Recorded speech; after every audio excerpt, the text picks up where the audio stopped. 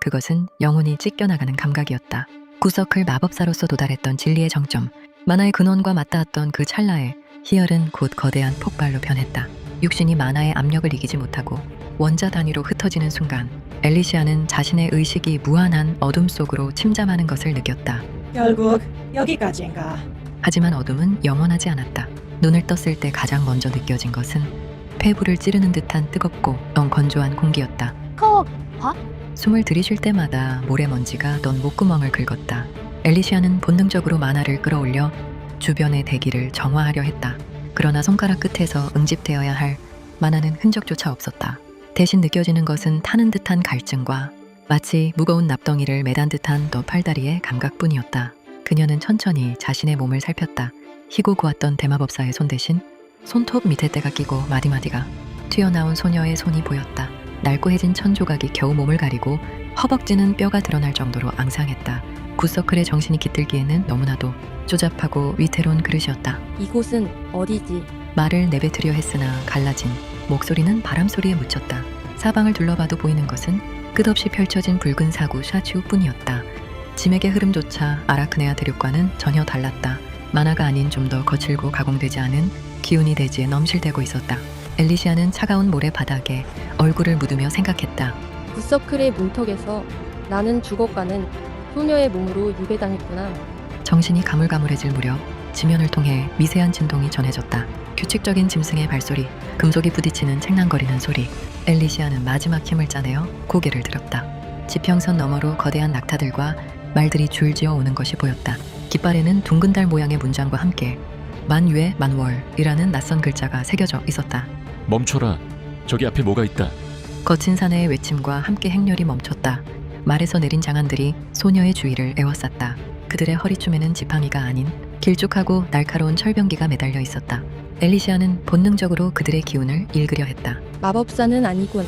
하지만 혈관 속에 기묘한 에너지를 축적하고 있어. 그때 군중을 헤치고 한 사내가 다가왔다. 빛바랜 가죽 갑주를 걸치고 턱수염이 덥수룩하게 자란 중년의 사내였다. 그의 눈은 주변의 거친 무인들과 달리 더없이 순박하고 따뜻했다. 얘야 정신 차려라. 이런 아직 어리질 않느냐. 어이 여기 물 좀 가져와. 사내는 소녀의 머리를 조심스럽게 받쳐들고 입술에 물을 축여주었다. 엘리시아는 목구멍을 타고 내려가는 생명수 같은 액체에 몸을 떨었다. 사내의 손바닥은 굳은 살이 박혀 딱딱했지만 전해지는 온기는 마탑의 그 어떤 마법 보온 기구보다도 포근했다. 홍규 형님, 그만 가야 합니다. 사막의 밤은 위험해요. 이런 구호 하나 챙기다가 상단 일정 늦어지면 상단주 어르신께 혼납니다. 옆에 있던 젊은 표사가 투덜거렸다. 하지만 홍규라고 불린 사내는 고개를 단호하게 저었다. 이 아이를 여기 두면 오늘 밤으로 시체가 될 거다. 내가 내 식비를 줄여서라도 먹일 테니 수레 뒤편에 자리를 좀 마련해주게. 이건 표사로서가 아니라 사람으로서 하는 말일세. 홍규의 진솔한 태도에 주변 사람들도 마지못해 기를 터주었다. 엘리시아는 홍규의 품에 안겨 덜컹거리는 수레에 실렸다. 정신을 잃기 직전 그녀는 자신을 안아준 사내의 심장 박동 소리를 들었다. 느리고 투박하지만 아주 정직한 박동이었다. 상단이 사막을 벗어나 중원의 초입인 감숙성의 어느 마을에 머물기까지 엘리시아는 빠르게 기력을 회복했다. 그녀는 침묵을 지키며 주변을 관찰했다. 이 대륙의 언어는 음절 하나하나에 높낮이가 있었고 복잡한 구조를 가지고 있었다. 홍규는 일이 끝날 때마다 소녀가 있는 곳으로 찾아왔다. 그는 소녀가 충격으로 실어증에 걸렸다고 믿는 듯했다. 자 이건 만두라고 하는 거다. 먹어봐라. 맛있다. 그는 김이 모락모락 나는 하얀 덩어리를 쪼개어 내밀었다. 엘리시아는 그것을 받아들며 속으로 생각했다. MANDU 음식. 밀가루 반죽 안에 고기를 넣은 것. 그녀의 뇌는 구서클 마법사의 연산, 능력을 고스란히 간직하고 있었다. 단어 몇 개만 들으면 문장의 구조를 유추하고 성조의 규칙을 파악하는 것은 일도 아니었다. 보름 정도가 지났을 때 그녀는 이미 일상적인 대화의 7할 이상을 알아들을 수 있게 되었다. 어느 날 저녁 홍규는 숙소 앞마당에서 홀로 땀을 흘리며 주먹을 내지르고 있었다. 하급 표사들이 익히는 기초 권법인 장권, 창첸이었다. 엘리시아는 문틈으로 그 모습을 지켜보았다. 조잡해. 근육의 힘을 전달하는 방식이 너무 비효율적이야. 저 기운의 흐름이라면 사말은 외부로 발산되어 낭비되고 있어. 마법사의 눈으로 본 홍규의 무술은 구멍투성이었다. 하지만 그는 누구보다 진지했다. 정해진 궤도를 한치의 오차도 없이 반복하고 또 반복했다. 한 번, 두 번. 수백 번의 반복 끝에 홍규의 이마에서 떨어진 땀방울이 바닥을 적셨다. 수련을 마친 홍규가 문가에 서 있던 소녀를 발견하고 쑥스러운 듯 웃었다. 헤어허 못난 모습을 보여줬구나. 내가 재능이 워낙 없어서 말이다. 20년을 해도 제자리 걸음이구나. 그래도 포기하지 않고 휘두르다 보면 어제보다는 조금 더 단단해진 느낌이 든단다. 그는 소녀의 머리를 쓰다듬으며 말을 이었다. 네오도 이제 몸이 좀 나았으니 내일부터는 나와 함께 조금씩 움직여보련. 무림이라는 곳은 험하단다. 최소한 내 몸을 지킬 기초적인 힘은 있어야지. 내가 너의 첫 스승이 되어주마. 엘리시아는 자신을 내려다보는 홍규의 맑은 눈을 보았다. 대륙 최고의 마법사였던 그녀가 무림의 이름 없는 하급 무사를 스승으로 모셔야 하는 상황. 평소라면 코웃음을 쳤을 일이었지만 그녀는 천천히 고개를 끄덕였다. 다음 날 새벽 푸르스름한 공기 속에서 두 사람의 수련이 시작되었다. 먼저 다리를 어깨 너비만큼 벌리고 기마 자세를 잡아봐라. 힘들어도 버텨야 해. 기초가 무너지면 무공은 모래성일 뿐이니까. 홍규는 소녀의 가느다란 다리를 직접 잡아주며 자세를 교정해 주었다. 엘리시아는 비틀거리는 몸을 가다듬으며 낮은 자세를 유지했다. 폐부 깊숙이 기묘한 기운이 스며들었다. 만화와는 다르지만 좀 더 생명력에 가까운 넛 에너지. 홍규는 소녀가 잘 따라올 때마다 진심으로 감탄하며 박수를 쳤다. 오, 너 정말 재능이 있구나. 자세가 한 번에 잡히다니. 사실 엘리시아는 자신의 근육세포 하나하나를 마법적인 감각으로 통제하고 있었다. 하지만 홍규의 순수한 찬사를 들을 때마다 차가웠던 심장 한 구석이 간질거리는 낯선 기분이 들었다. 모락모락 피어오르는 새벽 안개 사이로 대마법사와 하급효사의 기묘한 사제지간이 그렇게 시작되고 있었다. 상단이 감속성의 활기찬 성곽 도시인 난주란주에 머물 무렵 소녀는 비로소 제 발로 땅을 딛고 설 만큼 기력을 회복했다. 홍규는 소녀의 눈동자가 총명하게 빛나는 것을 볼 때마다 가슴 한구석이 거먹 차올랐다. 그는 상단주를 찾아가 수개월치 보수를 가불하며 간청한 끝에 상단의 가문에 이름을 올려줄 성신각과 이름을 허락받았다. 오늘부터 내 이름은 소천 저티엔이다. 이 홍규 아저씨가 지어준 이름이야. 홍규는 거친 손으로 소녀의 헝클어진 머리를 정성스레 비껴주며 말을 이었다. 작을소 적기 하늘 전텐. 지금은 비록 사막의 모래알보다 작고 보잘것없는 처지일지라도 언젠가는 저 광활한 중원의 하늘을 너의 기계로 가득 채우라는 뜻이란다. 우리 같은 상단쟁이들은 큰 욕심 부리면 안 되지만 너만큼은 이 아저씨보다 훨씬 넓은 세상을 보며 살았으면 좋겠구나. 소천, 그것은 과거 아라크네아 대륙에서 그녀가 가졌던 이름들과는 궤를 달리했다. 한때 그녀는 차원을 가르는 자, 진리의 관찰자, 백색 마탑의 주인이라 불렸다. 이름 자체가 공포였고 권위였으며 그 이름이 불리는 곳마다 대지는 떨고 바다는 갈라졌다. 구서클의 경질한 인간의 필멸성을 벗어나 신의 눈으로 세상을 굽어보는 위치였으니까. 하지만 이 투박한 사내가 준 이름에는 권능이 없었다. 대신 그 안에는 단 한 번도 느껴본 적 없는 인간적인 염원이 깃들어 있었다. 작은 하늘이라 나를 한 번도 작다고 생각한 적 없거늘. 소천은 홍규의 눈을 보았다. 거기에는 복종이나 경애가 아닌 오직 순수한 애정만이 일렁이고 있었다.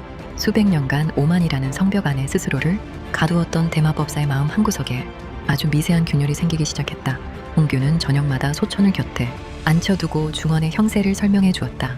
20년차 베테랑 표사답게 그의 식견은 실전적이고 생생했다. 지금 중원은 폭풍 전야와 같단다. 정파의 명숙들이 모인 구파일방, 지우파의 입방과 오대세가 우다이시가가 중심을 잡고 있다지만 암중에서 세력을 키우는 사페천시의 바티엔기에 움직임이 심상치 않아. 게다가 저 멀리 10만 대산의 마기오 모지아오까지. 우리 같은 상단은 그 틈바구니에서 눈치껏 살아남아야 하지. 홍규는 나뭇가지로 흙바닥의 지도를 그려가며 만월 상단의 입지도 설명했다. 우리 만월 상단은 규모는 크지 않아도 정부의 길목을 쥐고 있단다. 특히 상단주 어르신은 돈보다 인맥을 중시하시지. 덕분에 위험한 분쟁 지역에서도 통행권을 얻을 수 있는 거야. 하지만 소천아, 명심해라. 강호에서 가장 무서운 건 이름난 고수가 아니라 사람의 탈을 쓴 악마들이란다. 소천은 그의 말을 들으며 과거의 기억을 되짚었다. 그녀가 살던 세계에 마법은 엄격한 수식과 등강교환의 법칙에 지배받았다. 만화서클의 회전수와 영창의 정밀함이 곧 계급이었다. 그러나 이곳의 무림은 달랐다. 기기라는 에너지는 만화보다 훨씬 유동적이고 감정적이었다. 흥미롭군. 마법이 법칙을 이용해 자연을 굴복시키는 것이라면 무공은 육신을 수련해 자연의 일부가 되는 방식인가? 그녀는 홍규의 혈도를 투시하듯 살폈다. 그의 단전에는 20년의 세월이 무색할 만큼 보잘것없는 내경이 맴돌고 있었다. 재능의 한계라는 벽에 가로막혀 썩어가는 기운. 만약 그녀가 예전처럼 굿서클의 권능을 가졌다면 손가락 하나로 그의 임동양맥을 다통시켜 단숨에 인류고수로 만들 수도 있었을 것이다. 하지만 지금 그녀에겐 그럴 힘이 없었다. 오직 지독한 무력감만이 그녀의 자존심을 갉아먹고 있었다. 수련이 시작되자 홍규는 연신 땀을 닦으며 소천에게 시범을 보였다. 자, 이것이 우리 표국에서 가르치는 기초보법이다. 발끝에 힘을 주고 땅의 기운을 밀어내듯 헛샷. 홍규의 동작은 둔탁했다. 마법사의 눈으로 보면 뼈와 근육에 연결 부위가 어긋나 에너지가 줄줄 새고 있었다. 그러나 그는 단 한 동작도 허투루 넘기지 않았다. 소천은 입술을 깨물었다. 과거에 그녀는 제자들이 수식을 틀릴 때마다 가차없이 채찍질했고 무능한 마법사는 존재 가치가 없다고 단언했다. 그녀에게 재능이 없는 자란 소모품에 불과했다. 하지만 눈앞의 이 사내는 세상에서 가장 재능 없는 무술을 세상에서 가장 경건하게 행하고 있었다. 소천아, 힘들면 쉬어도 된다. 아저씨가 너무 무리시켰지? 홍규가 수련 도중 소천의 이마에 맺힌 땀을 자신의 옷소매로 닦아주었다. 시큼한 땀 냄새가 코끝을 스쳤지만 소천은 피하지 않았다. 아니, 피할 수 없었다. 그 손길이 너무나 따뜻해서 마치 심장 속에 박혀있던 차가운 마법 수정이 조금씩 녹아내리는 기분이었기 때문이다. 고작 삼류무사 주제에 누구를 걱정하는 거지. 소천은 속으로 투덜거렸으나 손은 자신도 모르게 홍규의 소매자락을 꽉 쥐었다. 고맙다, 홍규. 그 말은 입 밖으로 나오지 못하고 하지만 그녀의 눈빛은 이전보다 훨씬 부드럽게 변해 있었다. 대마법사는 처음으로 깨달았다. 위대함은 굿서클의 주문에서 나오는 것이 아니라 아무리 보잘것없는 인생이라도 누군가를 위해 기꺼이 자신의 보수를 갚으라고 땀을 흘리는 그 투박한 성실함에서 나온다는 것을. 며칠 후 만월 상단이 감숙성을 넘어 섬소성으로 향하는 좁은 숲길을 지날 무렵이었다. 소천은 수레에 걸터앉아 명상에 잠겨 있었다. 비록 만화는 없었지만 거울서클 마법사로서 다진 초월적인 감각은 살아있었다. 새소리가 멎었고 바람조차 숨을 죽였다. 쌀기금, 그것도 아주 날카롭고 잘 벼려진. 소천이 경고를 내뱉기도 전이었다. 습격이다. 전원 전투 준비. 상단주의 고함과 동시에 숲의 양옆에서 수십 명의 복면 괴한들이 비처럼 쏟아져 내렸다. 그들의 수는 얼핏 보아도 표사들의 2배가 넘넘었다. 상단주가 보검을 뽑아 휘두르며 괴한들의 선봉을 막아섰지만 상황은 처참했다. 괴한들의 검이 허공을 가를 때마다 기괴한 주홍빛 검기 잔치가 일렁였다. 저건 순수한 기가 아니야? 마력을 억지로 주입해 신체를 강화하는 흑마법의 변종과 닮았군. 소천의 눈이 가늘어졌다.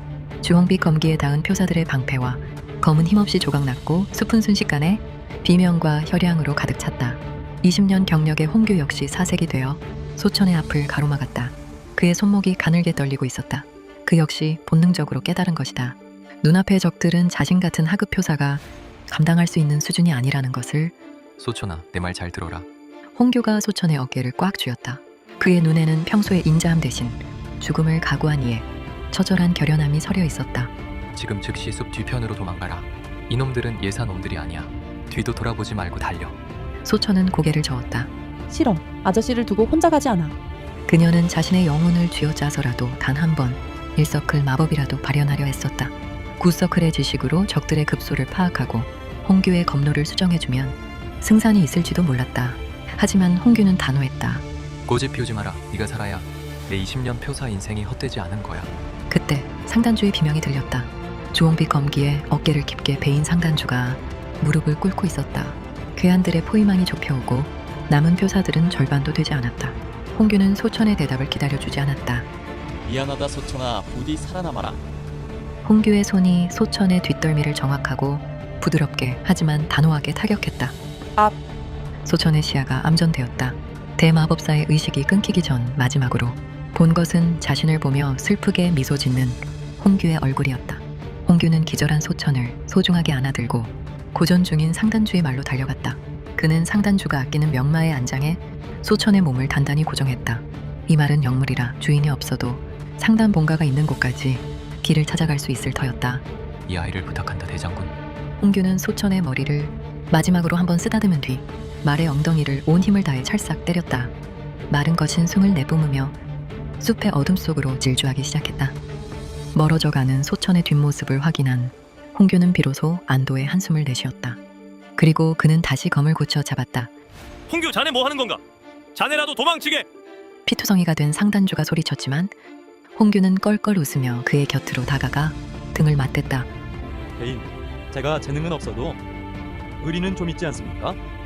20년 동안 밥값은 못했어도 오늘 죽을 자리 하나는 기가 막히게 찾은 것 같습니다. 홍규의 검끝에 보잘것없는 내경이 맺혔다. 주홍빛 검기를 뿜어내는 괴한들이 그들을 향해 달려들었다. 홍규는 단 한 번도 소천이 떠난 뒤편을 돌아보지 않았다. 그에게 남은 사명은 오직 하나. 소천이 탄 말이 숲을 완전히 벗어날 때까지 단 1초라도 더 시간을 버는 것뿐이었다. 적풍의 발굽 소리가 숲을 울렸지만 그 뒤를 쫓는 그림자는 집요하고 잔혹했다. 기절한 소천을 태운 적풍은 충직하게 달리고 있었으나 등 뒤에서 들려오는 기괴한 웃음소리는 공포 그 자체였다. 주홍빛 사기를 풍기는 복면 괴한이 말을 타고 추격해오고 있었다. 더욱 끔찍한 것은 괴한의 말, 뒤편에 매달린 형체였다. 거친 밧줄에 발목이 묶인 채 흙바닥과 돌부리에 처참하게 끌려오고 있는 사내 홍규였다. 그는 이미 의식을 잃은 듯 너덜너덜해진 옷 사이로 붉은 피가 배어나왔고 땅에 긁히는 마찰음이 숲의 정적을 비릿하게 메웠다. 히히히 더 빨리 달려라 이 늙은 고기 덩어리가 얼마나 더 버티나 보자고. 괴한은 미친 듯이 채찍질을 가하며 괴성을 찔렀다. 인간의 고통을 유흥으로 즐기는 악귀의 모습이었다. 적풍은 괴한이 뿜어내는 압도적인 사기에 질려 투레질을 하며 비틀거렸다. 설상가상으로 숲 끝자락에 나타난 제법 넓은 개울에서 적풍의 앞발이 젖은 바위에 미끄러졌다. 적풍이 옆으로 고꾸라지며 소천의 몸이 차가운 물속으로 튕겨나갔다. 그 모습을 본 괴한은 희열에 찬 비명을 지르며 말의 고삐를 당겼다. 그는 개울가에 멈춰 서더니 홍규를 끌고 오던 밧줄을 낚아채듯 휘둘러 홍규의 몸뚱이를 소천이 쓰러진 물가 쪽으로 팽개쳤다. 에라이 명줄도 긴 노인네 같으니라고. 어린 계집년이랑 나란히 저승길 동무나 해라. 괴한은 말에서 내려 소천과 홍규에게 다가가 품에서 주홍빛 안개가 서린 단검을 꺼내들며 비아냥거렸다. 만월 상단 놈들은 하나같이 끈질기단 말이야. 특히 이 늙은이는 방패막이 노릇을 꽤나 잘하더군. 덕분에 내 형제들이 몇이나 다쳤는지 알아? 이제 그 대가를. 괴한의 말이 끝나기도 전이었다. 공기를 찢는 듯한 소름 끼치는 파공성이 들려왔다. 괴한은 본능적으로 고개를 비틀었으나 그것은 이미 인간의 반응 속도를 넘어선 것이었다. 둔탁하면서도 소름 끼치는 소리와 함께 괴한의 이마 정중앙에 무언가가 박혔다. 그것은 화살도 칼도 아니었다. 길가에서 흔히 볼 수 있는 평범한 짱돌이었다. 하지만 그 돌에는 상상조차 할 수 없는 파괴적인 내경이 실려 있었다. 돌은 괴한의 두개골을 으깨며 이마 깊숙이 파고들었고 괴한은 비명 한마디 지르지 못한 채 수장을 날아가 풀숲에 고꾸라졌다 즉사였다. 잠시 후 개울가 옆 대숲에서 한 남자가 천천히 모습을 드러냈다. 이제 막 약관, 루어관을 넘긴 듯한 빼어난 미남자였다. 그는 푸른빛이 감도는 흰 창포를 입고 있었으며 방금 살인을 저질렀다고는 믿기지 않을 만큼 고요한 눈빛을 하고 있었다. 산에는 바닥에 떨어진 돌멩이 하나를 더 줍더니 주위를 살피며 소천과 홍규에게 다가갔다. 그는 소천의 손목을 짚어 맥을 확인하고 이어 홍규의 처참한 상태를 살폈다. 살아있군. 질긴 목숨들이야. 그의 목소리는 서늘하면서도 기묘한 신비감을 머금고 있었다. 그는 품에서 은침을 꺼내 홍규의 지혈점을 찌르려 했다. 하지만 치료를 시작하려던 사내의 손길이 멈췄다. 그의 고개가 숲의 안쪽, 즉 만월상단이 전멸당했던 방향으로 향했다. 숲을 헤치고 다가오는 수십 명의 발소리, 상단을 도륙했던 복면 괴한들의 본대가 주홍빛 사기를 뿜어내며 개울가로 몰려오고 있었다. 그들은 동료의 시체를 발견하고는 굶주린 늑대처럼 살기를 뿜어냈다. 누구냐? 감히 우리 일을 방해하는 놈이. 괴한들의 우두머리로 보이는 자가 검을 치켜들며 외쳤다. 주홍빛 안개가 개울가를 뒤덮기 시작했다. 사내는 귀찮다는 듯 한숨을 내쉬며 소천의 얼굴에 묻은 흙을 손끝으로 가만히 닦아냈다. 구석을 대마법사의 정신을 가진 소천은 혼미한 의식 속에서도 감각적으로 느낄 수 있었다. 자신을 구해준 이 남자의 체내에서 흐르는 기운은 홍규의 그것과는 차원이 달랐다. 그것은 마치 거대한 바다가 압축되어 혈관을 흐르는 듯한 범접할 수 없는 강자의 기운이었다. 치료를 방해받는 건 질색인데. 사내가 천천히 자리에서 일어났다. 그의 손에는 여전히 길가에서 주운 평범한 돌멩이 2알이 쥐어져 있었다. 길을 비켜라. 아니면 저놈처럼 머리에 불꽃을 피워주마. 달빛 아래 개울물을 사이에 두고 이름 모를 미남자와 주홍빛 괴한들의 처절한 대치가 시작되었다. 주홍빛 안개가 개울가를 뒤덮으며 습기 어린 공기를 태워버릴 듯 진동했다. 수십 명의 복면 괴한들이 검을 뽑아들고 미남자를 포위했다. 그들의 검신에서 일렁이는 주홍빛 광채는 마치 굶주린 짐승의 안광처럼 번뜩였다. 애송이 놈이 감히 죽여라. 우두머리의 명령과 함께 4명의 괴한이 사방에서 동시에 쇄도했다. 그들의 검기는 허공을 찢으며 소천과 홍규가 쓰러진 자리까지 집어삼킬 듯 덮쳐왔다. 하지만 사내는 미동도 하지 않았다. 아니 움직임이 보이지 않았다는 표현이 정확했다. 사내의 손목이 가볍게 튕겨나갔다. 손바닥 안에 머물던 평범한 돌멩이가 초월적인 내경을 머금고 빛의 속도로 사선시계를 그렸다. 가장 먼저 달려들던 괴한 둘의 목을 대가 함몰되며 뒤로 고꾸라졌다. 돌은 멈추지 않고 그대로 도비 튀아오페이하여 뒤따르던 적들의 안면을 으깼다. 사내는 그제야 천천히 보법을 옮겼다. 그의 움직임은 마치 달빛 아래 춤추는 신선처럼 우아했으나 그 궤적마다 죽음의 그림자가 드리워졌다. 주홍빛 검기, 이것은 중원의 정순한 기운이 아니다. 인열, 을 정제에 만든 사악한 마공, 혈염기인가. 사내의 눈빛이 북해의 만년한 설보다 더 차갑게 가라앉았다. 수백 년 전 강호를 피로 물들였던 혈교쉐조의 잔당들이나 쓸법한 비급의 흔적, 그 사실을 인지하는 순간 사내의 주변으로 서늘한 청백색의 기류가 폭풍처럼 휘몰아치기 시작했다. 더러운 것들이 감히 태양 아래 발을 들였구나. 사내의 손가락이 허공을 튕겼다. 이번에는 돌멩이조차 필요 없었다. 손끝에서 응축된 탄지신통, 단지신통의 감기가 보이지 않는 화살이 되어 괴한들의 심장을 정확히 꿰뚫었다. 주홍빛 검기는 사내의 청백색 감기에 닿는 족족 비명조차 지르지 못한 채 흩어졌다. 불과 몇 번의 숨가쁜 찰나 개 울가에는 붉은 선혈과 복면 괴한들의 시체만이 즐비하게 남았다. 사내는 피냄새가 가시지 않은 공기를 뒤로하고 홍규에게 다가갔다.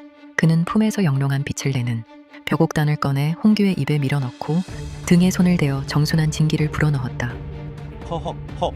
끊어질 듯하던 홍규의 숨통이 거칠게 터져나왔다. 홍규는 피떡이 된 눈꺼풀을 간신히 들어올렸다. 눈앞에 선 고결한 미남자의 자태를 본 홍규는 그가 자신들을 구한 은인임을 본능적으로 깨달았다. 은인, 고맙습니다. 하지만 저는 지금 당장 가야 합니다. 홍규는 부러진 팔을 짚으며 비틀거리며 몸을 일으켰다. 사내의 만류에도 불구하고 홍규의 눈에는 광기 어린 절박함이 서려 있었다. 놈들이 말하는 걸 들었습니다. 만월 상단은 지도에서 사라질 거라고 본가에 알려야 합니다. 상단주 어르신의 가족들이 위험합니다. 홍규는 피가 섞인 기침을 토해내면서도 개울 저 아래에서 싸움을 피한 듯 자신을 바라보고 있는 적풍을 향해 손을 뻗었다. 20년 동안 하급 교사로 살며 단 한 번도 상단의 명을 어긴 적 없던 그였다. 재능은 부족했을지언정 그의 충심과 책임감만큼은 무림의 그 어떤 대종사보다도 견고했다. 사내는 만신창이가 된 몸으로 처절하게 적풍의 고삐를 붙잡으려는 홍규의 뒷모습을 묵묵히 지켜보았다. 본래 자신과는 상관없는 이들이었기에 위기에서 구해주었다 해도 그들의 기구한 사정까지 깊숙이 개입하고 싶지는 않았다. 홍규에게서 뿜어져 나오는 지독한 절박함을 느꼈으나 사내는 더 이상의 만류가 무의미함을 깨닫고 입을 다물었다. 은인, 염치 없지만 저 아이 소천이를 부탁드립니다. 저 아이는 제 목숨보다 소중한 아이입니다. 부디. 홍규는 말을 끝맺지도 못한 채 위태롭게 적풍의 등 위에 올라탔다. 그는 만신창이가 된 몸으로 말의 옆구리를 걷어찼다. 홍규는 어둠이 내려앉은 숲길을 향해 마치 타오르는 불나방처럼 달려나갔다. 등 뒤로 흐르는 핏자국이 길게 이어졌으나 그는 단 한 번도 뒤를 돌아보지 않았다. 개 울가에는 다시 고요가 찾아왔다. 차가운 물살 소리만이 정막을 깼다. 사내는 멀어져가는 홍규의 뒷모습을 한참 동안 응시했다.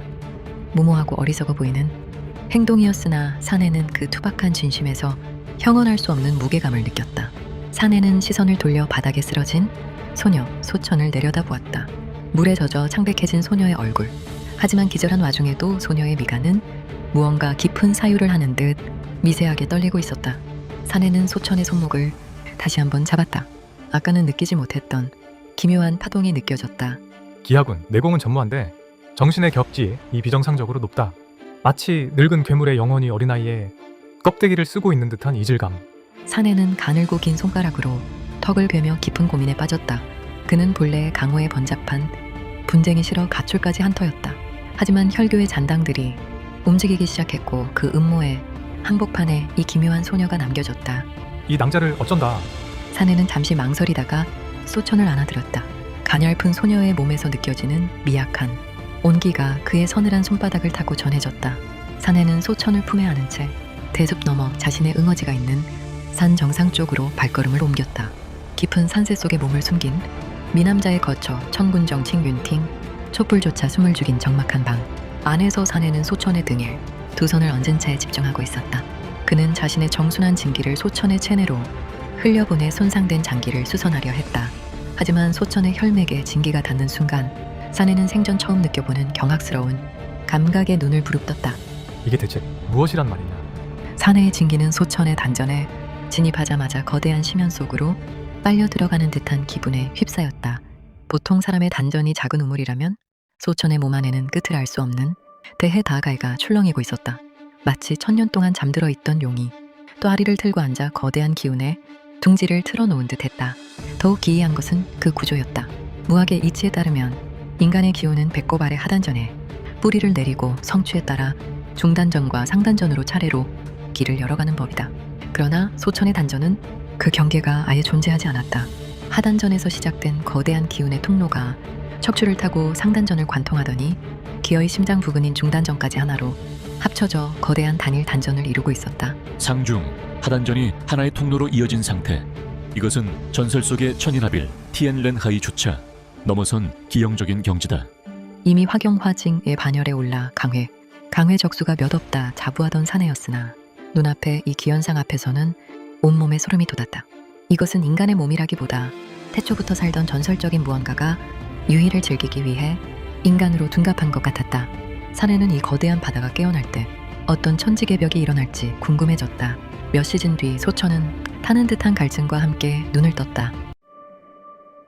고즈넉한 대나무 향이 코끝을 스쳤고 몸을 짓누르던 통증은 거짓말처럼 사라져 있었다. 고우서클의 지식은 즉각적으로 주변을 스캔했다. 만화의 농도가 짙은 영지, 그리고 자신을 보호하고 있는 강력한 결계의 기운. 하지만 그녀는 평온할 수 없었다. 의식이 돌아옴과 동시에 숲에서의 그 참혹한 기억들이 해일처럼 밀려왔다. 주홍빛 검기, 쓰러지던 표사들, 그리고 무엇보다 피범벅이 된 채 밧줄에 묶여 처참하게 끌려가던 홍규. 소천은 가슴을 부여잡고 침상에서 굴러떨어졌다. 홍규 아저씨! 그녀는 목이 터져라 그녀의 스승 이름을 불렀다. 대마법사 엘리시아로서 가졌던 수백 년의 고독보다 홍규와 함께 보낸 그 짧은 몇 달의 시간이 그녀의 영혼에 더 깊은 문신을 새겨놓았다. 자신을 위해 작은 하늘이라 이름 붙여주고 재능 없는 몸으로 주홍빛 지옥에 뛰어들었던 그 투박한 사내가 눈앞에 아른거렸다. 안 돼. 이렇게 보낼 순 없어. 아저씨. 소천은 피가 맺힌 목소리로 울부짖으며 방문을 박차고 나갔다. 비틀거리는 걸음으로 처소 밖을 나서자 눈부신 아침 햇살이 그녀의 시야를 가득 메웠다. 처소 밖들로 뛰쳐나온 소천의 눈에 가장 먼저 들어온 것은 자욱한 운물을 배경으로 검을 휘두르고 있는 미남자의 실루엣이었다. 그의 움직임은 마치 한 폭의 산수화처럼 우아했으나 소천의 의식은 급격히 요동치기 시작했다. 그녀의 정신을 담기에 육신은 아직 단단하지도 적응하지도 못했다. 과부하가 걸린 듯 뇌를 찌르는 통증과 함께 극심한 현기증이 밀려왔다. 세상이 빙글빙글 돌더니 힘이 풀린 다리가 꺾였다.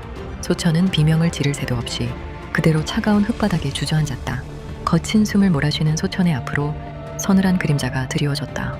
수련을 멈춘 사내가 어느새 다가와 무표정한 얼굴로 그녀를 내려다보고 있었다. 그는 그의 눈동자만큼이나 무미건조한 목소리로 입을 열었다. 이곳은 청군정이라 하오. 내가 친 결계가 산 전체를 감싸고 있어. 외부에서는 그림자조차 발견할 수 없는 곳이요. 또한 대지의 기운을 끌어모아 회복과 수련에 특화되도록 설계되었지. 그 몸으로 성급히 움직이는 것보다 몸과 마음 모두 회복을 하시오. 하지만 소천에게 사내의 설명 따위는 들리지 않았다. 그녀는 떨리는 손으로 사내의 옷자락을 붙잡으려 하며 오직 한 사람의 이름만을 내뱉었다. 홍규 아저씨는요? 나를 지켰던 그 사내는 어떻게 되었나요? 사내는 잠시 침묵했다. 거짓으로 위로를 건넬 성격이 아니었기에 그는 보이는 그대로의 사실을 담담히 전했다. 그 사내는 제 운명을 걸고 길을 떠났소. 그가 바란 것은 당신의 눈물이 아니라 당신이 살아남아 이 세상에 하늘이 되는 것이었소. 사내의 말이 비수처럼 가슴에 꽂혔다. 소천은 입술이 터지도록 깨물며 억지로 몸을 일으키려 했다. 사천으로 가야 해요? 만월상단에 본가가 있는 사천으로 가면 아저씨를 구할 방법을 찾을 수 있을 거예요. 소천의 처절한 몸부림을 지켜보던 사내가 낮게 읊조렸다. 이곳에서 수천 리 길이여. 지금 낭자 몸이 완전하다 해도 혼자서는 위험한 길인데 언제 터질지 모르는 그 몸으론 더 쉬는 것이 좋아 보이오만. 사내는 차가운 시선으로 소천을 응시했다. 운무와 잘 어울리는 고고한 자태의 미남자 백운 바이윤은 본래 타인의 인연에 깊게 발을 들이는 성격이 아니었다. 홍규가 처절한 결기를 보이며 사천으로 떠날 때만 해도 그는 그저 구름 뒤의 달처럼 무심한 눈으로 그 뒷모습을 관조했을 뿐이다. 생면부지인 이들의 피비린내에 나는 사정이나 문중의 몰락 따위는 그가 살아온 길에선 스쳐 지나가는 바람에 불과했기 때문이다. 하지만 지금 곁에 있는 소녀 소천을 보고 있자면 그의 무심했던 심장에 기묘한 균열이 생겼다. 금방이라도 폭발할 것처럼 일렁이는 소녀의 감정은 주변의 대기조차 무겁게 짓누르고 있었다. 그 먼 사천의 땅까지 오직 살기 어린 초조함만으로 맨발로라도 달려가려는 소녀의 모습에 배구는 자신도 모르게 입을 열었다. 함께 가겠소. 사정까지. 스스로 뱉고도 알 수 없는 노릇이었다. 왜일까? 명분도 이득도 없는 길이었다. 그는 인지하지 못했지만 이미 그는 소천에 대한 호기심이 생겨나고 있었다. 그것이 지적 호기심인지 이성에 대한 호기심인지 다음날 이른 아침 산자락 끝에는 자욱한 새벽 안개를 뚫고 정체 모를 마차 한 대가 모습을 드러냈다. 짙은 오칠이 된 차체와 황금색 비단으로 장식된 휘장은 괴를 달리하는 고결한 위용을 뽐내고 있었다. 마차 앞을 지키던 마부는 미동도 없이 서 있다가 배군이 다가오자 깊게 허리를 숙이며 모시레어 왔습니다, 주인님. 소천은 갑자기 나타난 고급스러운 마차와 그 위압감에 잠시 멈칫했으나 이내 마부에게 정중히 고개를 숙여 인사했다. 배군은 별다른 설명 없이 소천을 마차로 안내했고 소녀는 떨리는 숨을 몰아쉬며 그를 따라 안락한 마차 내부에 몸을 실었다. 사천입니다. 빠르게 가주세요. 삼장로님.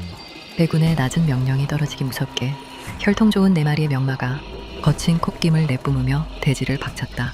일반적인 마차와는 비교도 안 될 만큼의 속도였으나 내부에는 그 흔한 덜컹임조차 느껴지지 않았다. 창밖으로 스쳐 지나가는 풍경은 이미 소녀의 기억 속 고향을 지우고 서쪽을 향해 질주하고 있었다. 마차가 청군정칭 윤팅을 나선 지도 어느덧 닷새가 흘렀다. 사천 시川까지는 이제 하루 정도의 거리를 둔 지점. 마차는 햇빛조차 들지 않아 낮임에도 어두컴컴한 좁은 숲길을 달리고 있었다. 울창한 나무잎이 하늘을 가려 축축한 어둠만이 고인 그 길은 마치 거대한 짐승의 아가리 속처럼 고요했다. 마차 안의 정적 속에서 소천은 차분하게 자신의 몸 상태를 살피기 시작했다. 엿새 전 말에서 떨어지며 의식을 잃을 정도의 큰 충격을 받았음에도 불구하고 이상하게 어디 한 구석 불편한 곳이 없었다. 오히려 텅 비어 있어야 할 단전에 원래 세계의 만화와 흡사한 기운이 미세하게 축적되어 있었다. 이 정도 양이라면 낮은 서클에 마법 정도는 여러 차례 캐스팅할 수 있을 것 같았다. 사실 이는 배군이 그녀의 거대한 단전에 무질서하게 흩어져 있던 내력들을 하단전으로 모일 수 있도록 김에게 길을 열어주었기 때문이었으나 그 사실을 알 리 없는 소천은 이 세계로 넘어온 이후 처음으로 마법을 영창했다. 신체와 만화를 회복해주는 마법.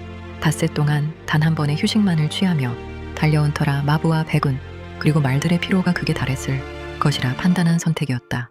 마법이 캐스팅되는 순간 소천의 앞에 앉아있던 배군과 마부석의 삼장로 둘 다 동시에 움찔하며 몸을 떨었다.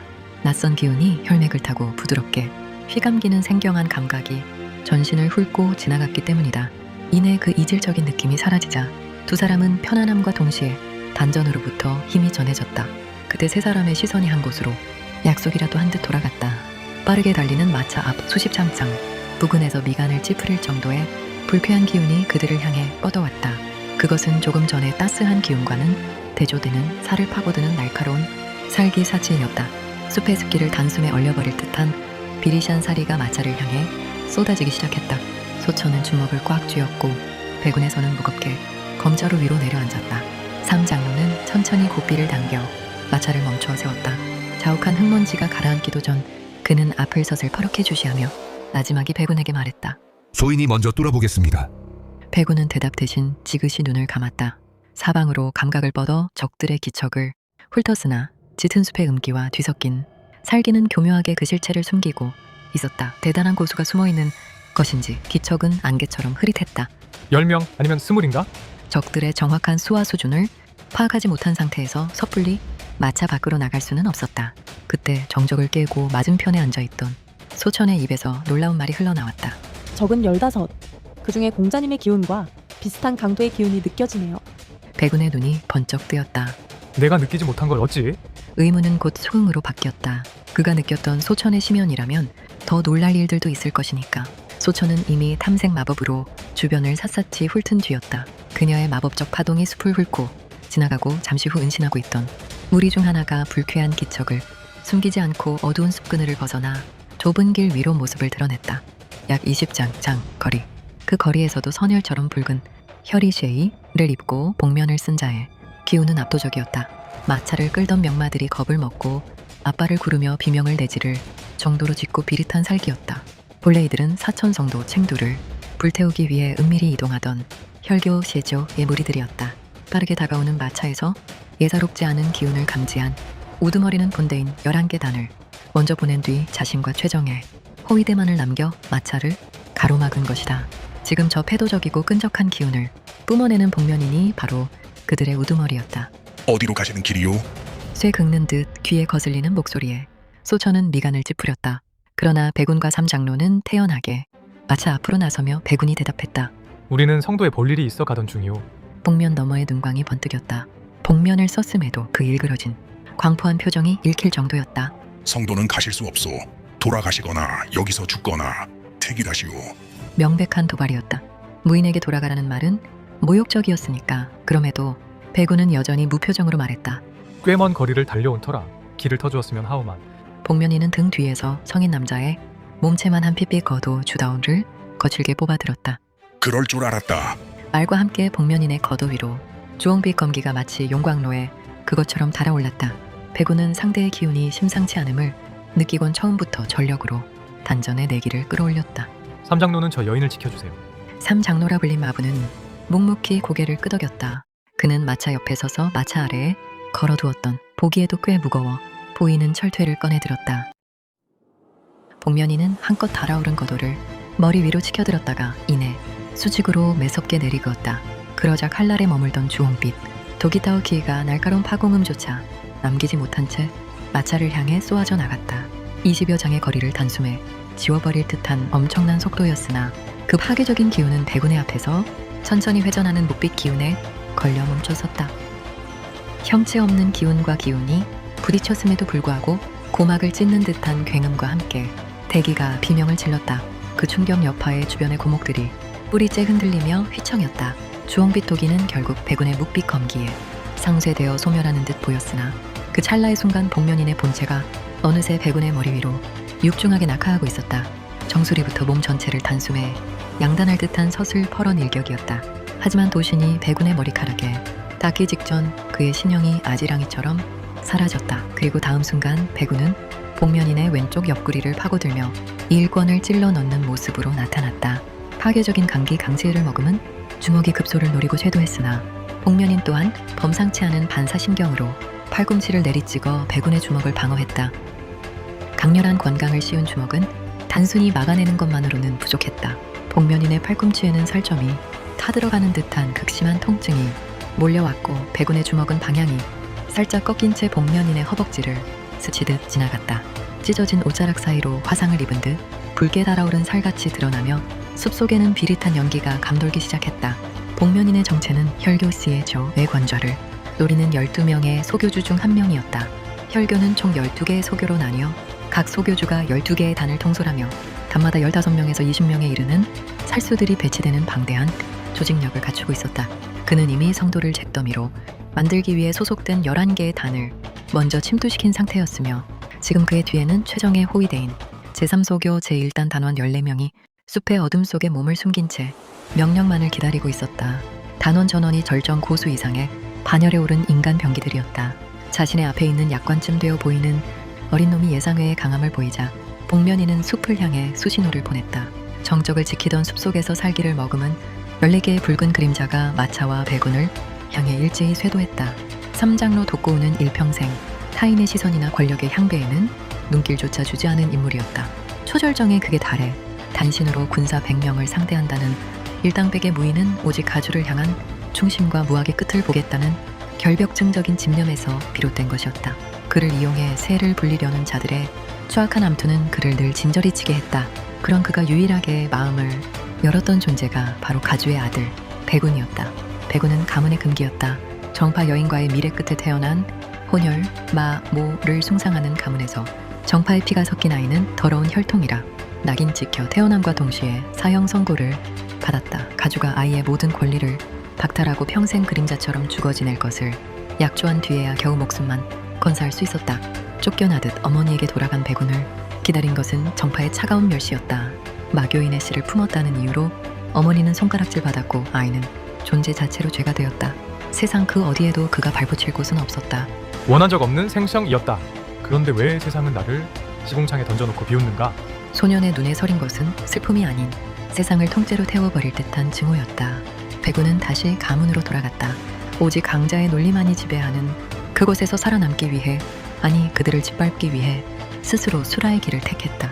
약관의 나이, 백운은 전설 속에 천무지체, 텐무지다이가 강림한 듯 화경화직 내 초입을 넘어 중원 전체를 통틀어 10손가락 안에 꼽힐 괴물이 되어 나타났다. 자신을 잡종이라 부르며 조롱하던 가주의 적자들은 단 하루 만에 모조리 사지가 잘려나간 채 폐인이 되었다. 비명과 피칠갑이 된 연무장 위로 과거 그를 멸시하던 장로들이 이제는 아양을 떨며 다가왔다. 100년에 한 번 나올 기재라 칭송하며 손을 내미는 그들의 면면은 구역질이 날 정도로 가증스러웠다. 그들 모두를 베어버릴까 고민하던 그때 늘 혼자였던 그에게 따스한 온기를 느끼게 해준 유일한 어른이었던 삼장로의 말이 그의 검을 멈추게 했다. 그의 아비와 어미는 서로를 진심으로 사랑해서 자신이 태어났지만 아이를 지키기 위해선 사랑을 포기할 수밖에 없었고, 거기에 천마신교 소교주의 스승이던 아비는 모든 권력을 내려놓고 가문을 복문하듯 걸어 잠궜다. 그리고 아이가 성장할 수 있게 가전 비급과 어미의 가문인 남궁세가의 내공신법까지 몰래 삼장로를 통해 전했었다. 삼장로의 이야기를 들은 백운은 이제와 그것이 무슨 소용인가? 생각하며 주변을 둘러보곤 허망한 웃음을 터뜨린 뒤 말없이 등을 돌려 가문을 떠났다. 그리고 그 걸음 뒤를 묵묵히 따르는 유일한 그림자가 있었다. 감히 어느 안전이라고. 삼장로의 포효가 숲을 뒤흔들었다. 숲속에서 튀어나온 10명의 복면이니 삼장로를 포위했다. 그들은 혈교의 정예, 제3소교 제1단의 살수들이었으나 상대가 나빴다. 삼장로의 손에 들린 거대한 흑철퇴가 허공을 갈랐다. 단순한 휘두름이었으나 그 끝에 실린 진각천조의 힘은 지면을 뒤틀어버렸다. 달려들던 살수 3명의 신형이 허공에서 멈칫했다. 삼장로의 철퇴에 깃든 파괴적인 강기가 공기를 압착하며 보이지 않는 벽을 만들어낸 것이다. 버러지 같은 놈들, 소주, 샤오주의 길을 막아서는 자는 설령 천존 티엔순이라 해도 가루로 만들어주마. 삼장로의 철퇴가 수평으로 쇄도했다. 묵직한 쇳덩이가 음속을 돌파하며 발생하는 진공의 흐름이 살수들의 옷자락을 찢어발겼다. 다급히 도검을 들어 막아보려 했지만 조절정 고수의 전심전력이 담긴 철토의 앞에서 강철 검신은 엿가락처럼 휘어졌다. 비명조차 온전치 못했다. 철토에 직격당한 살수의 가슴팍이 종잇장처럼 함몰되며 뒤로 튕겨나갔고 그 여파에 뒤따르던 이들까지 줄줄이 뼈가 가루가 된 채 나뒹굴었다. 삼장로는 쉴 새 없이 몰아치는 살수들의 공세를 단 한 걸음에 물러섬도 없이 받아냈다. 그는 백운의 뒷모습을 스치듯 봤다.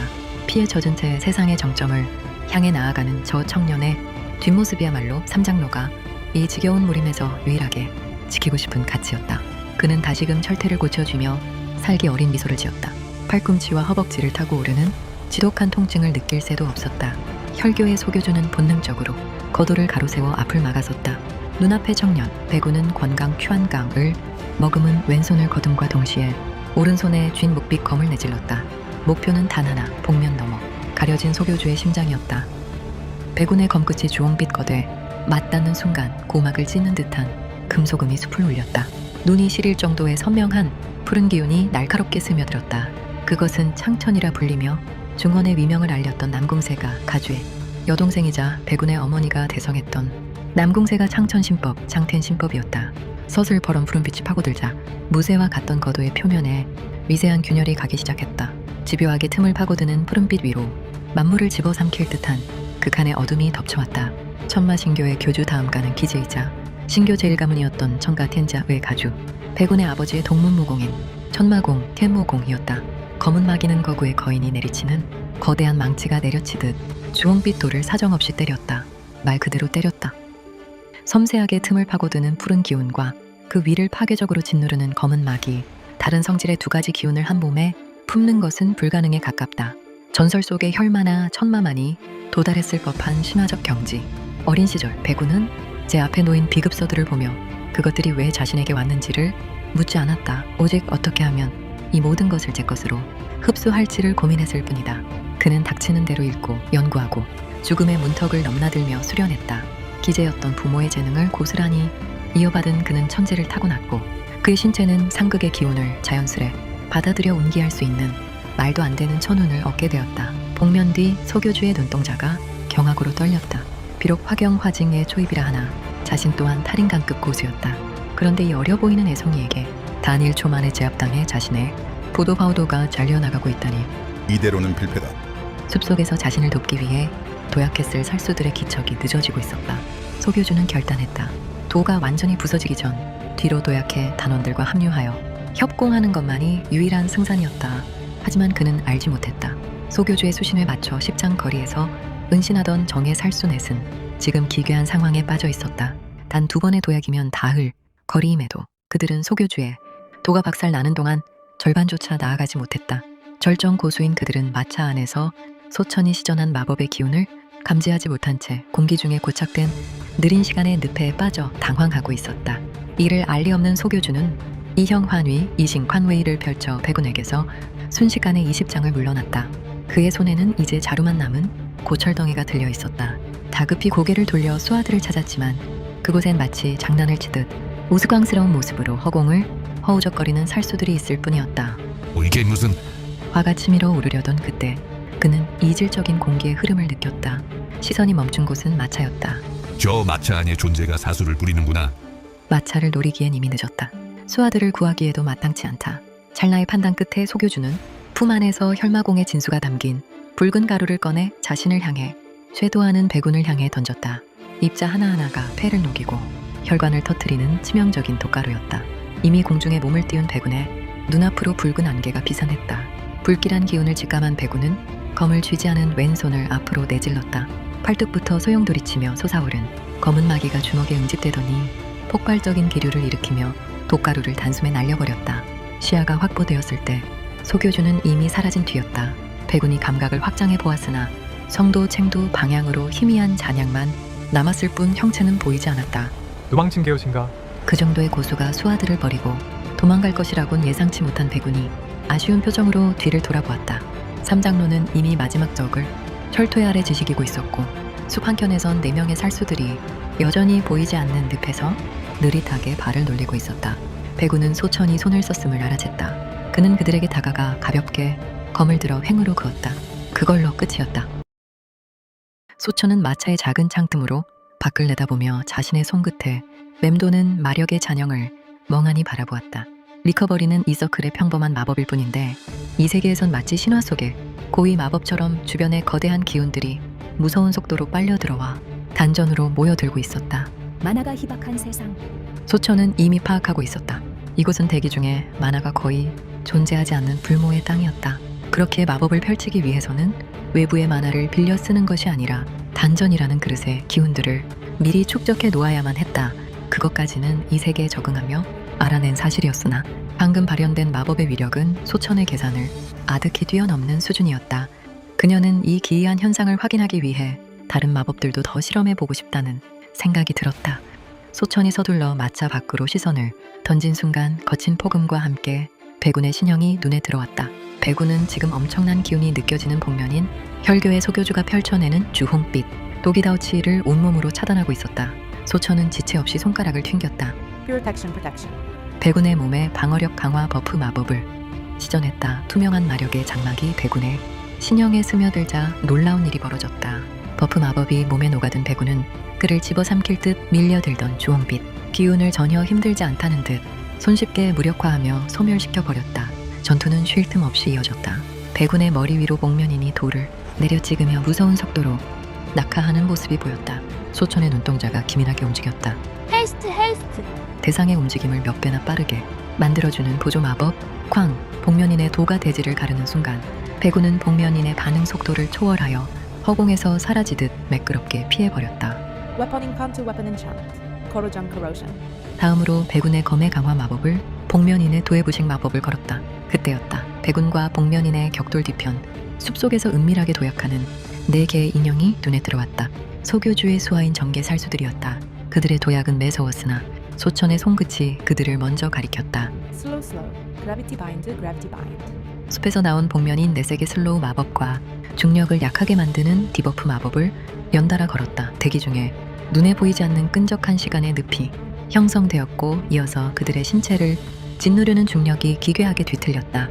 살수들은 마치 물속을 헤엄치듯 우스꽝스럽고 느릿한 몸짓으로 허공을 허우적거리기 시작했다. 그리고 품 안에서 불길한 붉은 가루를 꺼내어 던지고 있는 소교주를 보곤 소천은 직감적으로 그의 움직임을 완전히 묶어야 한다고 느꼈다. hold. 그 자리에 발을 묶어버리는 홀드 마법을 시전했다. 공간이 일그러지며 마력의 사슬이 그를 올가매려 한 그 찰나 소교주는 간발의 차이로 이 형환이를 전개해 연기처럼 그 자리에서 사라져버렸다. 소천은 아쉬운 듯 한숨을 뱉었다. 여러 번의 캐스팅을 하고도 단전엔 처음만큼의 기운이 남아있었다.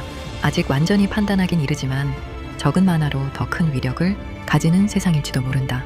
소천은 약간 흥분이 되고 있었다. 미미한 양의 만화만으로도 이 세계의 거대한 기운들과 공명하여 상상 이상의 차이로 마법을 증폭시키는 법칙을 가지고 있는지도 몰랐다. 마차 안의 어둠 속에서 소천의 입꼬리가 천천히 올라갔다. 전투가 끝난 후 마차의 문이 열리며 백운이 안으로 들어섰다. 치열했던 격전의 흔적이 그의 온몸에 고스란히 남아있었다. 사정없이 휘몰아치던 기운들에 쓸린 듯 단단한 동문무복은 여기저기 찢겨나가 있었고 늘 단정하게 묶여있던 머리카락은 사방으로 흩어져 산발이 된 상태였다. 소천은 마차 안으로 들어선 백운과 정면으로 눈이 마주쳤다.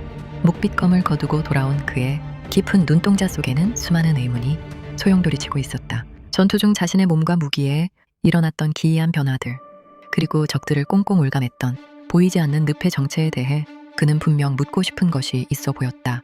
소천은 구태여 길게 설명하는 대신 가만히 입꼬리를 올려 부드러운 미소를 지어 보였다. 그 눈빛에는 그가 무엇을 의아해하고 무엇을 묻고 싶어 하는지 이미 다 알고 있다는 무언의 대답이 담겨 있었다.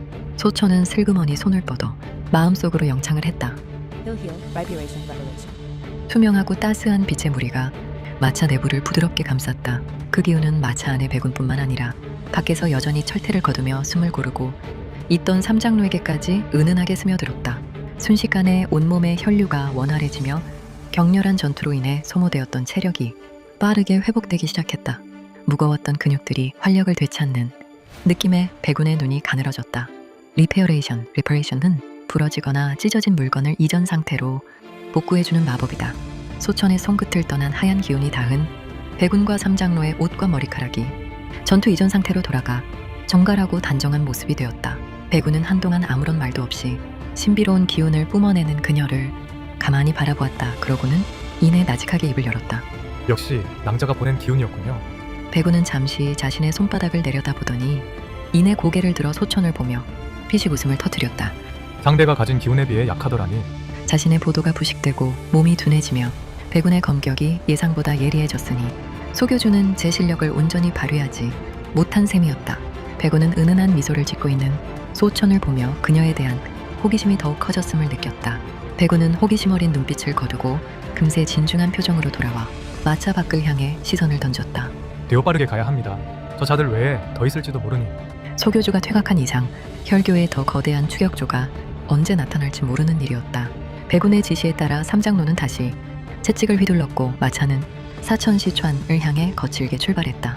마차가 속도를 높이기 시작하자 소천은 다시 한번 단전의 기운을 움직였다. 지치지 않는 생명력을 불어넣는 치유와 회복 마법, 그리고 신체의 속도를 극한으로 끌어올리는 가속 마법이 달리는 말들에 다리와 심장에 스며들자 네 마리의 말들은 지친 기색을 완전히 씻어내고 전광석화 디엔광시호처럼 질주했다. 창밖으로 빠르게 스쳐가는 풍경들을 잠시 보다가 소천은 눈을 감고 집중했다. 공간 이동을 하는 마법이다. 이 서클의 비교적 쉬운 마법이지만 마력의 크기에 따라 수백 킬로미터의 거리를 한 번에 이동할 수 있지만 목표 지점의 좌표와 상당한 양의 만화가 소모되기 때문에 소천은 자신들이 출발한 천군정의 위치와 거리를 계산해보는 중이었다. 홍규가 어떤 상황인지 알 수가 없으니 여차하면 홍규를 데리고 텔레포트를 시전해 몸을 피했다가 천군정까지 텔레포트로 갈 생각이었다. 소천이 이런 생각을 하고 있을 때 마차는 하루 거리를 몇 시쯤 만에 돌파하여 성도에 도착했다. 마차가 성도에 들어서는 것과 동시에 낮게 내려앉은 먹구름 사이로 투두둑 소리가 나더니 이내 하늘이 뚫린 듯 거센 장대비가 대지를 향해 쏟아져 내리기 시작했다. 오늘 밤 하늘에서 쏟아지는 거센 장대비는 어쩌면 머지않아 이 땅을 가득 적실 수많은 피를 미리 애도하는 눈물일지도 몰랐다. 시간이 흐를수록 빗줄기는 벼려진 칼날처럼 대지를 사정없이 내리쳤고 웅덩이마다 차오른 물줄기가 거친 소리를 내며 요동쳤다. 하지만 마차에 탑승한 세 사람이 느끼는 감각은 달랐다. 사방을 집어삼킨 핏소리 너머로 수많은 살기와 이질적인 기운들이 성도의 한 공간을 향해 촘촘하게 응집하고 있었다. 그것들이 한데 뭉쳐 뿜어내는 압박감은 마치 거대한 거인이 숨을 죽이고 도사리고 있는 것처럼 무겁고 흉흉했다. 그 압도적인 기운에 본능적인 공포를 느낀 것일까? 네 마리의 말들도 주춤거렸다. 조금 전까지 대지를 비행하듯 폭발적으로 달리던 마차는 이제 걷는 것보다도 느린 속도로 삐걱거리며 전진했다. 배군의 수심 가득한 눈동자는 깊은 연못처럼 차분하게 가라앉아 있었다. 이곳에서는 또 몇 명이나 베고 죽여야 하는가? 밀려드는 씁쓸함을 삼키며 그는 폭우 때문에 굳게 닫아걸었던 마차의 창문을 슬그머니 열었다. 거센 바람을 타고 차가운 빗방울이 가차없이 들이쳤다. 이 비가 씻겨줄 수 있을까? 마음은 무거웠지만 배군의 눈동자에는 흔들림이 없었다. 그는 거침없이 검을 휘두를 것이고 제 앞을 막아서는 적들을 베고 또 베어 넘길 것이다. 그는 이 비가 그치지 않기를 마음속으로 바랐다. 마차가 마침내 성도의 동쪽 거대한 규모를 자랑하는 어느 건물 앞에 멈춰섰다. 빗물에 젖어 묵직해진 장막 사이로 만월만유액이라는 글자가 선명하게 적힌 깃발이 보였다. 소천의 손끝이 잘게 떨려왔다. 심장이 목구멍 밖으로 튀어나올 것처럼 쿵쾅거렸다. 제발 무사해줘, 아저씨. 그녀는 홍규가 무사하기를 제발 살아있기만을 간절히 기원하며 떨리는 손으로 마차의 문을 열었다. 문 밖으로 나서기 전 소천은 가볍게 손을 튕겼다. 순간 소천의 신형을 중심으로 방향 3자 이내의 대기가 기묘하게 뒤틀렸다. 이 마법은 시전자 혹은 지정된 대상의 주변 공간을 통과하는 모든 인과를 분리해 세상으로부터 완벽하게 고립시키는 절대적인 방어 마법이었다. 모든 공격이 무의미한 허상으로 돌아가는 영역, 오직 이게 이체추의 존재만이 통과할 수 있는 신의 영역이었다. 구서클 마법이며 지금까지 인간은 엘리시아로 한 번, 그리고 소천으로 한 번, 겨우 2번이 전부였다. 절대적인 위력만큼이나 캐스팅에 요구되는 만화량과 마법을 유지하는 데에 지속적으로 소모되는 만화는 지금 내리는 폭우처럼 실로 어마어마했다. 만화의 자연 회복 속도를 올려주는 보조 마법들을 펼쳤음에도 불구하고 단전의 기운이 조금씩 줄어드는 것을 느낀 소천은 마법을 해제했다. 마법의 장벽이 거두어지자마자 기다렸다는 듯 폭포수 같은 장대비가 그녀의 머리 위로 사정없이 쏟아져 내렸다. 순간 코로 물이 훅 들어왔고 소천은 콜록콜록하며 볼품없게 기침을 터뜨렸다. 소천의 뒤를 따르던 배군과 삼장로가 슬그머니 등을 돌렸다. 그들의 어깨가 미세하게 들썩거린 듯했다. 민망함도 잠시 소천은 젖은 머리카락을 뒤로 넘기며 마음을 차갑게 가다듬었다. 그리고 만월 상단에 부셔진 대문을 밀었다. 묵직한 나무문이 빗물을 머금은 둔탁한 소리를 내며 스르륵 열렸다. 소천의 시야에 들어온 것은 처참하게 찢겨나간 지옥의 풍경이었다. 넓은 마당은 만월 상단 소속의 자부들과 표사들로 보이는 자들의 차디찬 죽음으로 가득 차 있었다. 소래들은 무지막지한 힘에 의해 조각조각 부서져 사방에 널브러져 있었고 건물들의 문은 굳게 닫혀 있었으나 날카로운 무기에 찍히고 뚫려 커다란 구멍이 숭숭 나 있었다. 소천은 핏물과 빗물이 뒤섞여 흐르는 마당을 지나 안채로 연결된 것으로 보이는 문으로 발걸음을 옮겼다. 그 문 역시 반쯤 부서진 채 비바람을 맞아 대롱대롱 흔들리며 삐걱삐걱 소리를 내고 있었다. 소천은 길게 숨을 쉬면서 문 안쪽으로 한 걸음 내디뎠다. 그곳에는 작은 마당이 나타났고 그 너머로 건물의 본체 입구로 통하는 문이 하나 더 보였다. 행색이 제법 단정해 보이는 총관이나 집사들의 주검이 몇 구 쓰러져 있었다. 터벅터벅 빗속을 걷던 소천의 발걸음이 돌연 우뚝 멈춰섰다. 그녀는 아무런 생각도 할 수 없었다. 손끝 하나 발가락 하나조차 마음대로 움직여지지 않았다. 그저 넋이 나간 채 시선을 단 한 곳에 고정했다. 빗물인지 눈물인지 그녀의 동그래진 눈가로 주르륵 흘러내렸다. 그녀의 세계가 무너져 내리는 기분이었다. 낯선 무림이라는 세계에서 그녀에게 전부와도 같았던 존재. 때로는 엄격한 스승처럼, 때로는 가슴 깊이 따스했던 아버지처럼 자신을 보듬어 주었던 사내가 지금 저 건물 입구에 있었다. 그는 마치 건물의 마지막 보루가 되어 입구를 수호하려는 것처럼 문의 등을 기댄 채 주저앉아 있었다. 고개는 힘없이 아래로 떨구어져 있었지만 손에는 어디서 주운 것인지 커다란 도끼 한 자루를 뼈가 하얗게 드러날 정도로 움켜쥔 상태였다. 만신창이가 된 몸을 이끌고 그는 한 치의 지체도 없이 영물인 적풍의 등에서 버티며 여기까지 달렸을 것이다. 성도에 도착하자마자 상단주의 가족들부터 찾았을 것이고 찾은 뒤엔 자신의 가족들에게도 여기로 오라고 기별을 넣었을 거야. 그럼 아저씨는 여기에서 모여서 안전한 곳으로 대피하려 했을까? 아니, 아저씨는 그렇게 멍청한 사람이 아니야. 소천은 고개를 가로저었다. 홍규는 무모하게 힘으로 버틸 만큼 멍청한 남자가 아니었다. 그는 이미 소중한 이들을 적들이 결코 찾을 수 없는 안전한 밀실에 숨겨두었을 것이다. 그리고 마치 이 본체 건물 내부의 상단에 가장 중요한 비밀이나 보물이 숨겨져 있는 것처럼 위장한 채 스스로 이곳에 홀로 앉아 미끼가 되었을 터였다. 하지만 아저씨의 육체는 밀려드는 혈교에 적들이 이곳에 당도하기도 전에 한계에 다다랐던 것 같아. 사후 경직으로 굳어버린 그의 신형은 그 어떤 상처 하나 더 보태지 않은 채 마치 승리자처럼 당당하고 의연하게 저 문 앞을 지키고 앉아 있을 수 있었던 것이다. 잘했어, 홍규 아저씨. 소천은 메어오는 목소리를 간신히 쥐어짜냈다. 빗물이 입안으로 흘러들어왔었다. 고마워, 나를 기다려줘서. 소천은 빗물로 진흙탕이 된 바닥에 천천히 무릎을 꿇었다. 그리고 차가운 대지에 엎드려 고개를 숙였다. 한 번, 두 번, 그렇게 정중하게 9번의 절을 했다. 무림의 예법에 따라 제자가 평생 스승에게 올리는 구배 주발이었다.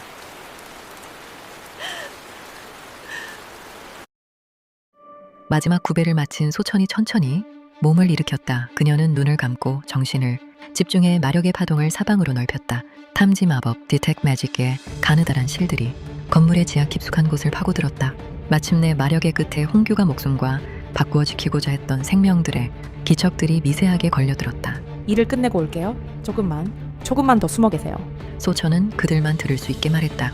그녀는 몸을 돌려 마당 한 구석에서 자신을 지켜보고 있던 백운과 삼장로를 향해 천천히 목례를 했다. 공자님, 그리고 장로님 덕분에 스승님께 마지막 인사를 드릴 수 있었습니다.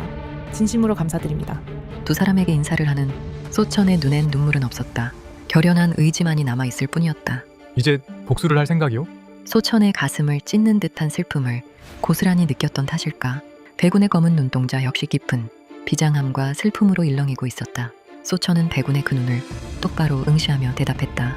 네, 설령 그 대가로 이 세상 전부와 싸워야 한다 해도, 설령 하늘에 계신 스승님이 이런 결말을 바라시지 않는다 해도 제 방식대로 할 거예요. 그녀는 밖으로 나가는 문을 바라보며 말을 이었다. 두 분은 이제 돌아가세요. 지금까지 제게 베풀어 주신 것만으로도 과분한 도움이었어요. 만일 내가 이 싸움에서 살아남는다면 두 분의 은혜는 목숨을 바쳐서라도 반드시 갚겠습니다. 소천은 다시 한번 그들을 향해 고개를 숙여 마지막 예를 표한 뒤 거침없이 문 밖을 향해 적들의 살기가 들끓는 폭우 속으로 걸어나갔다.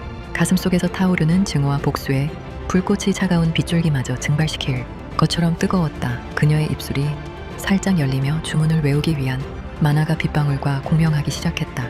텔레포트. 폭우가 쏟아지는 사천당문의 성문. 그곳은 이미 인산혈해로 변해 있었다. 만월 상단을 피로 물들인 혈교기의 무리들이 성도를 장악하고 당문을 무너뜨리기 위해 징역했고, 이를 막아서기 위해 사천의 정파문파, 사천당과 스촨 당문, 아미파이 메파이, 청성파 징청파이, 정파연합이 사천당문 본가로 들어가는 거대한 성문 앞에서 교전 중이었다. 나가라. 여기서 밀리면 당문은 물론이고 성도 전체가 저 마주들의 손에 넘어간다. 청성파 장로의 핏대 섞인 고함 위로 벼락소리와 비바람이 몰아쳤다. 스스스스 빗줄기를 가르며 당가의 치명적인 암기들이 사방으로 비산했다. 도끼가 서린 푸른 광경이 빗속에서도 섬뜩하게 빛났고, 아미파 여협들의 세검이 정교하고 빠른 신법을 바탕으로 혈교 무리들의 목을 겨눴다. 그러나 혈교도들의 기세는 광기 그 자체였다. 신형을 흐리며 다가오는 혈교 교주의 직속부대인 혈랑대의 도검에 정파 무인들의 신형이 낙엽처럼 바닥을 뒹굴었다.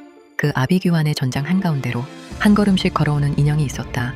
비를 맞아 가라앉은 머리카락 사이로 보이는 그녀의 눈동자는 깊고 싸늘한 부캐 같았다. 가슴속에서 타오르는 증오는 역설적이게도 그녀의 이성을 극도로 차갑게 각성시켰다.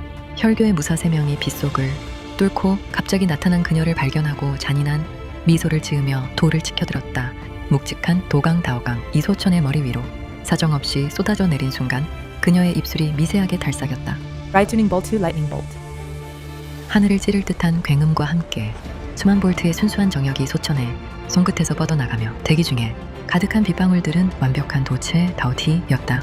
소천이 뿜어낸 전류는 공기 중에 수분을 타고 순식간에 증폭되어 3명의 혈교도를 그대로 집어삼켰다. 격렬한 불꽃과 함께 그들의 신형이 새까만 숫덩이가 되어 생을 마감했다. 저녀는 뭐냐? 요술을 부린다. 주변에 있던 혈교도들의 시선이 일제히 소천에게 쏠렸다. 수십 명의 혈교 무리가 사방에서 대형을 갖추고 그녀를 향해 쇄도했다. 그녀를 애워싸며 날아드는 칼날들을 보며 그녀의 입술이 열렸다. 비 내리는 날 마법은 그 위력이 배가 된다. 웨어테어 커터 워터카터. 소천이 허공에 손을 가볍게 휘두르자 지면에 고여있던 핏물과 하늘에서 떨어지던 장대비가 그녀의 마력에 반응해 수백 개의 날카로운 물안개 칼날로 화했다. 초고압으로 압축된 물줄기들이 태풍처럼 사방으로 휘몰아쳤다. 서걱 서걱 서걱. 강기를 두른 무기마저 종이장처럼 잘려나갔다. 단 한 번의 손짓에 소천을 애워싸고 있던 혈교도 수십 명의 비명소리가 성문을 뒤덮었다. 무림의 상식을 아득히 초월한 살상력이었다. 현랑대 소속의 상급 고수인 적혈대주 치시에도이드가 붉은 혈강, 제강을 뿜어내며 소천의 등 뒤를 기습했다. 공간을 찢는 듯한 속도였다. 죽어라 요녀. 하지만 소천은 돌아보지도 않았다. 블링크 블링크. 도가 소천의 잔상을 가르기 직전 그녀의 신형이 신기루처럼 사라졌다. 적혈대주가 급히 고개를 돌린 순간 소천은 그의 머리 위 허공에 떠 있었다. 포구를 전신으로 맞으며 허공에 군림한 그녀의 모습은 아름다우면서도 오금을 저리게 만드는 사신 시쉔 그 자체였다. 틴 라이트닝 체인 라이트닝. 소천의 양손에서 시작된 거대한 청백색의 뇌전 줄기가 성문 앞 광장 전체를 향해 채찍처럼 내리쳤다. 콱콱콱콱콱. 성문 앞은 거대한 빛의 감옥으로 변했다. 내공으로 방어하려 해도 물에 젖은 신체가 내부에서부터 타들어가는 것까지 막을 수는 없었다. 수백 명의 혈교도가 쓰러진 전장, 타들어가는 연기와 빛 속에서 소천이 가볍게 지면에 착지했다. 그녀의 눈빛은 여전히 만월 상단에 홀로 남겨져 있던 스승 홍규를 떠올리고 있었다. 아직 멀었어. 그녀는 공포에 질려 뒷걸음질 치는 남은 혈교도들을 향해 다시 한번 차갑게 손을 뻗었다.